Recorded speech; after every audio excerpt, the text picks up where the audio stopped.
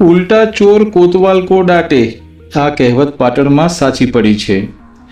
વાત વિગતે કરીએ તો પાટણ શહેરના ત્રિકમ બારોટની વાવ પાસે આવેલ JN પાર્લર નામની દુકાન ચલાવતા જીગરભાઈ પટેલ જ્યારે પોતાના પાર્લર ઉપર હાજર હતા ત્યારે એક ચોર ઈસમ ચોરી કરવાના ઈરાદે પાર્લર ઉપર આવ્યો હતો. ત્યારબાદ વેપારી જીગરભાઈ પટેલની નજર ચૂકવી પાર્લરમાં રહેલી વસ્તુની ચોરી કરી તે વસ્તુને પગેથી દૂર ફેંકી સંતાડવાનો પ્રયત્ન કર્યો હતો.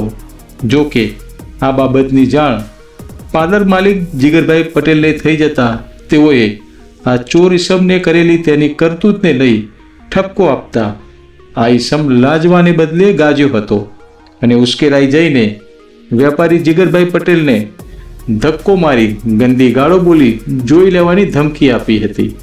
જો કે તેની તમામ કરતૂત ત્યાં પાર્લર ઉપર રહેલ CCTV કેમેરામાં કેદ થઈ જતા હાલ તો પાર્લર માલિકે આ લુખ્ખા તત્વો સામે પાટણ A ડિવિઝન પોલીસ મથકે ફરિયાદ નોંધાવી છે.